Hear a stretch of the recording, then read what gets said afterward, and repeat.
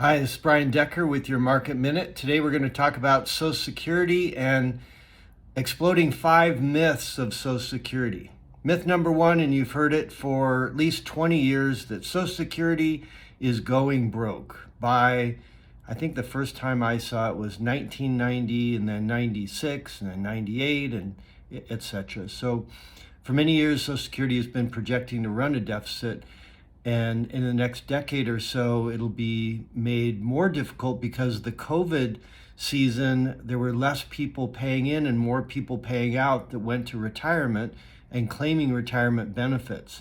So the most recent published report has the Social Security Administration with 2.9 trillion in reserves, and those are supposed to be exhausted now. Here's the latest date, and I say this tongue in cheek, 2034. But Social Security has time benefits that may be reduced, Social Security taxes may be raised, or both. I don't believe any of that. I believe that the means testing will continue. It would be political suicide to cut Social Security benefits. So means testing means that they'll push out the dates to get your Social Security. It used to be 62, and now they'll push that date out. Another way is that they'll say that, yeah, you paid into Social Security all your life, that's your money. It drives me crazy that they say that this is a government benefit.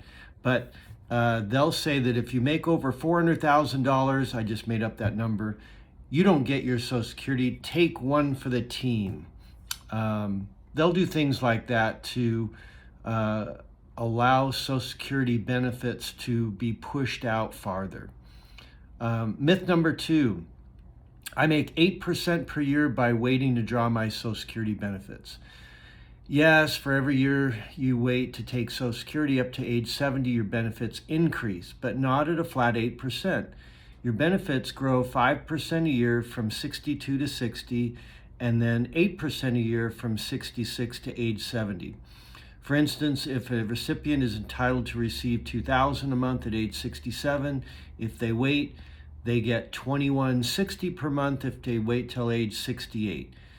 But the point is that the 8% doesn't account for the fact that the recipient has missed out on a full year's worth of checks, in this case 24,000, and they talk about how when the lines cross. Well, if I draw at 62 and you draw at age 70, I've got an 8-year head start on you, and you've got to live to about age 82 to have the higher benefit beat the earlier start. So anyhow, it's not a flat 8% per year increase, but it does benefit you or incent you to wait to have your benefits increase. Myth number three, failing the earnings test. Many clients are aware that Social Security benefits can be claimed before reaching your full retirement age, and that they can be reduced if the recipient's income exceeds a certain amount. For example, in 2021, the figure is a loss of 50 cents of benefit for every dollar earned over $18,960. But that threshold is only comprised of active earned W-2 or 1099 income, not interest, not dividends, not inheritance, not IRA distributions, pension, or passive income such as rent payments. The only earned income by recipients that count against that 18,960 is the W-2 or 1099 income. And by the way, if you're married and your spouse earns money, that doesn't count against your individual benefit.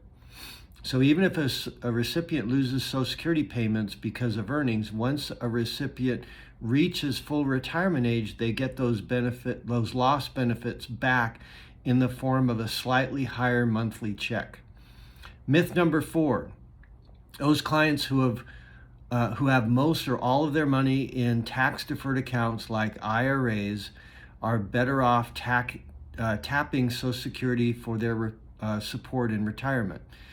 Every dollar withdrawn from your IRA is taxable as ordinary income, whereas Social Security is taxed up to 85%. So that means that if you make more than 44,000, and as for joint filers, 35,000 for single, 85% of your Social Security payments are going to be taxable, as opposed to 100% of your IRA. So that myth is not true.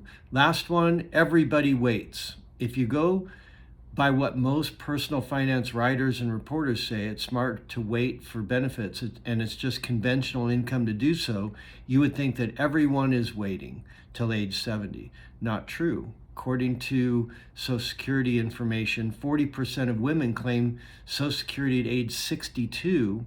The same report says that by the time they reach full retirement age, about 85% of Social Security benefits are taking their checks. Most of those claiming before reaching full retirement age are doing so out of financial necessity rather than by choice. So don't be surprised, even if your middle-class millionaire clients choose to take Social Security before the most optimal age, they are likely preserving their investment for spending, growing, and probably will appreciate a regular check coming to replace their lost paycheck. So in the midst of myth one, the clients could be concerned that Social Security might not be around. So all of those things play into that myth that everyone is waiting, when in fact that's not the case. So it's Brian Decker. Hope you had a great Father's Day weekend last week, and hope you have a great rest of your week.